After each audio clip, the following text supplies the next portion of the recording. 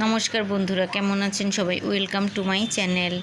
আজকে আমি রান্না করব মাছে ভাতে বাঙালির মাছেরই একটা রেসিপি, তবে খুবই সিম্পল এবং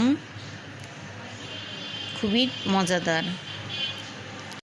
আমি নুন হলুদ দিয়ে মাছগুলো মেখে রেখেছি, এবার তেলে দিয়ে ভেজে নেব, লাল লাল করে ভেজে নেব।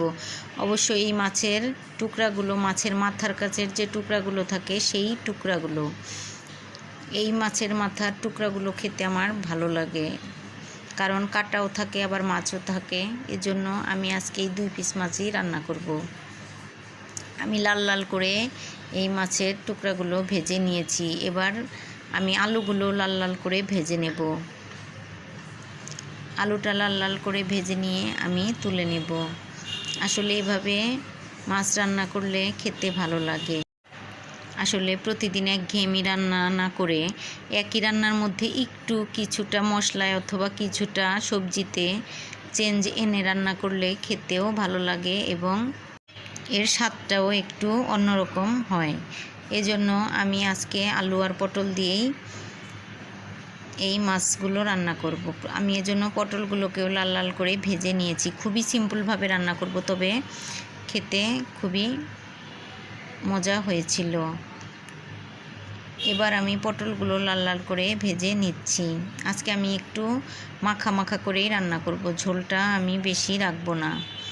আর কাঁচা মরিচের ঝাল দিয়ে রান্না করব। আমি এখানে কোনো শুকনো মরিচ দিব না।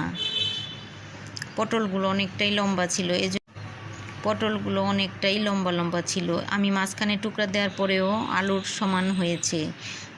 আর এই পটলগুলো যেমন কচি আর ভাজা খেতেও দারুণ লাগে। এই কচি পটলই আমার খুবই পছন্দ। আসলে একটু বীজ হয়ে গেলে সেই পটল আমার খেতে ভালো লাগে না।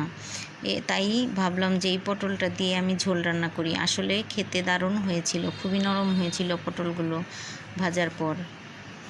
আর এটা ঝোলে দেওয়ার পর একদম টেস্টটা দারুণ লেগেছে। এবার আমি দিয়ে দিলাম জিরে ফোড়ন আর অল্প একটু জিরে বাটা। অল্প মশলায় আমি মাখা মাখা করে আজকে রান্না করব।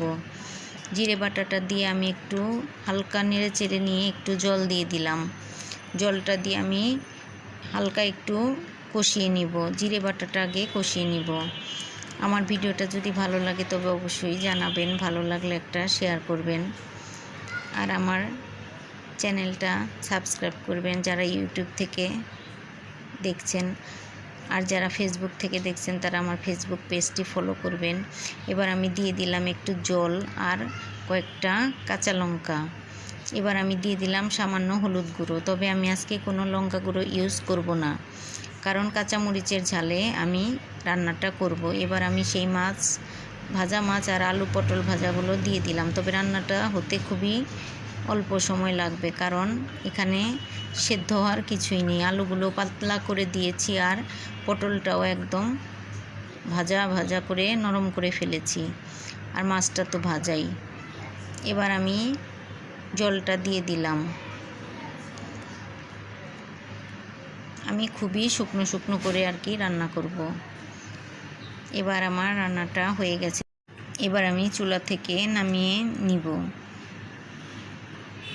আর গরম গরম ভাতের সাথে পরিবেশন করব। সবাই খুব ভালো থাকবেন, সুস্থ থাকবেন। ভিডিওটি দেখার জন্য ধন্যবাদ।